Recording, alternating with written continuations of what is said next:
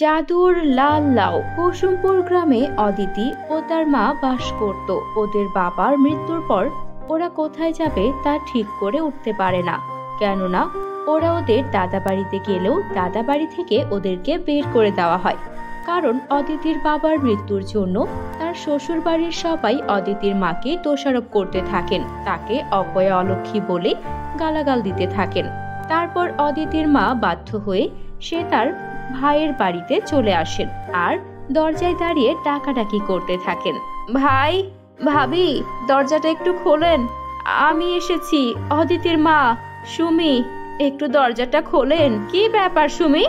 বন্ধুরা, তোমরা যারা গল্পটি দেখছো তোমাদের নাম কমেন্টে লিখে জানাও। তুমি এখানে কেন এসেছো? ভাবি, আমার স্বামী মারা গিয়েছে, তাই ভাবলাম আপনাদের এখানে এসে থাকি।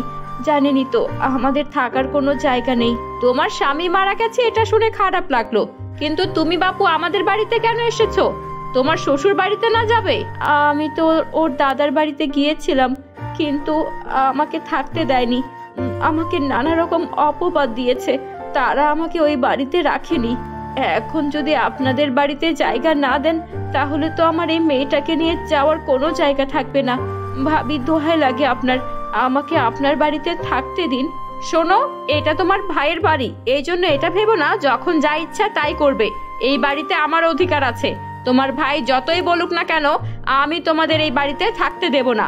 আমার সংসারে এমনিতেই অনেক খরচ, তার উপর মাথার উপর তোমাদের বসিয়ে রাখবো নাকি?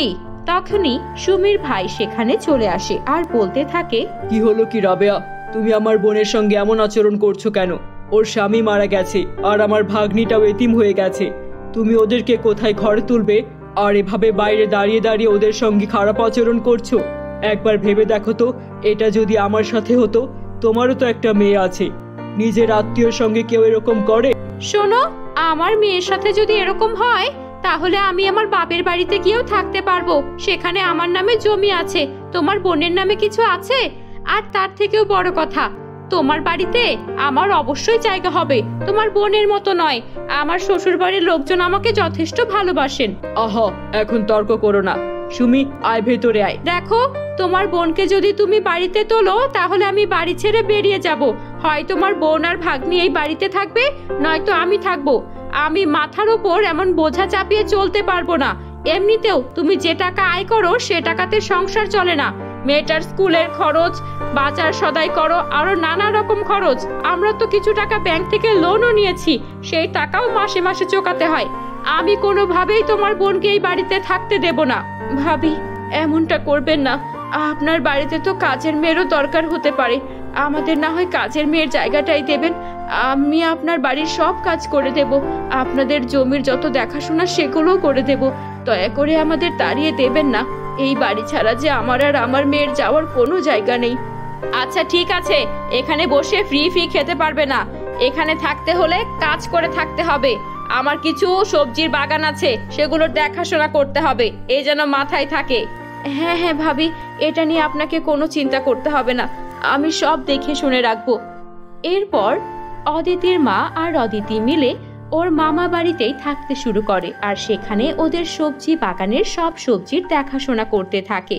ওদের লাউ, কুমড়ো, ঝিঙ্গে, করলা, নানা রকম সবজির বাগান ছিল। ওরা প্রতিদিন সেখানে কাজ করত। অদিতির মা অদিতিকে একটা সরকারি স্কুলে ভর্তি করিয়ে দেয় যেন কোনো খরচ না হয়। সব মিলিয়ে ওদের দিন ভালোই যাচ্ছিল। অদিতির মামা বাড়িতে ওর একটা মামাতো বোন ছিল, ওর নাম ছিল পিঙ্কি।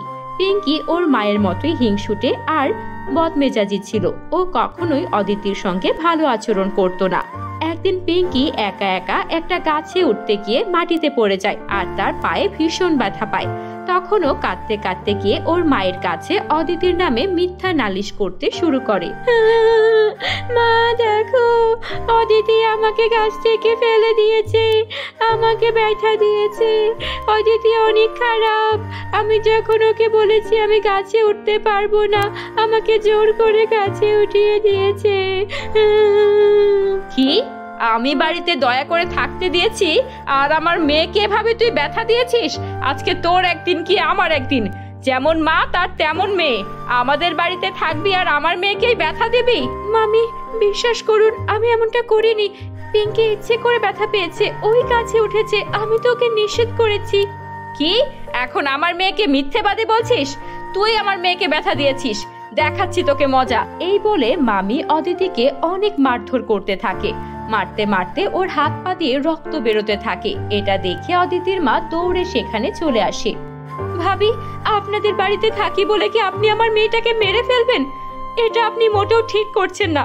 অনেক হয়েছে, আপনাদের সঙ্গে থাকার চেয়ে আমি জঙ্গলে গিয়ে থাকবো, তাও ভালো। দরকার নেই আপনাদের সঙ্গে আমার থাকার। এরপর অদিতির মা অদিতিকে নিয়ে বাইরে বেরিয়ে আসে আর হাঁটতে হাঁটতে জঙ্গলে চলে যায়। ওরা জঙ্গলে ঘাস লতা পাতা দিয়ে ওদের জন্য একটা ছোট্ট কুটির বানিয়ে নেয়। আর তারপর অদিতিকে খাওয়ানোর জন্য অদিতির মা কিছু ফলমূল খুঁজতে থাকে, কিন্তু পুরো জঙ্গল ঘুরেও কোনো ফলের গাছ দেখতে পায় না। হঠাৎই একটা অদ্ভুত জিনিস দেখে অদিতির মা সুমি সেখানে দাঁড়িয়ে পড়ে। আরে, এটা কি জিনিস? লাল লাউ, এটা তো কখনো দেখিনি। গাছের মধ্যে এমন লাল লাউ ঝুলছে। যাই হোক, মেয়েটার জন্য তো কোনো ফলমূল পেলাম না, বরং এই লাল লাউটা নিয়ে গিয়েই মেয়েটাকে একটু রান্না করে খাইয়ে দেই, মেয়েটার তো একটু ক্ষুধা মিটবে।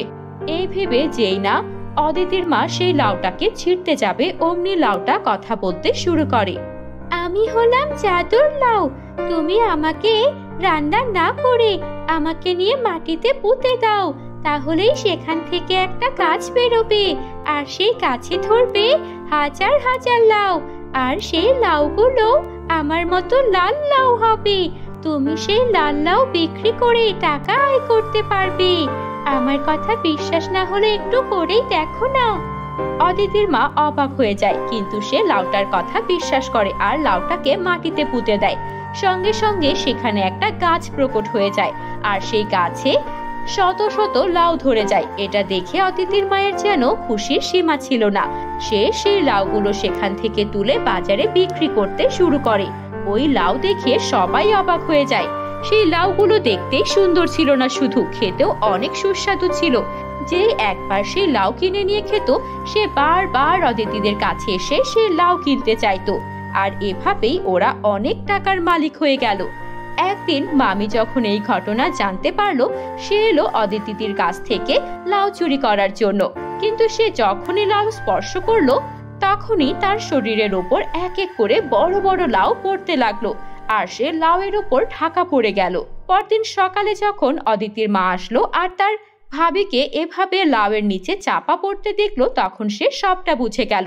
ভাবি, আপনি নিশ্চয়ই আমার ক্ষতি করার জন্য এসেছিলেন। আমি না আসলে আপনি এভাবে লাউয়ের নিচেই চাপা পড়ে যেতেন। যা হয়েছে হয়েছে, আমি আপনাকে ক্ষমা করে দিয়েছি, চলে যান এখান থেকে। ভাবি সেখান থেকে চলে যায়। এরপর থেকে অদিতির মা আর অদিতি সুখে শান্তিতে জীবন কাটাতে থাকে। বন্ধুরা, গল্পটি ভালো লাগলে একটা লাইক করে দিও। আমাদের চ্যানেলে নতুন হয়ে থাকলে চ্যানেলটিকে সাবস্ক্রাইব করে বেল আইকন অন করে দিও। Thank you.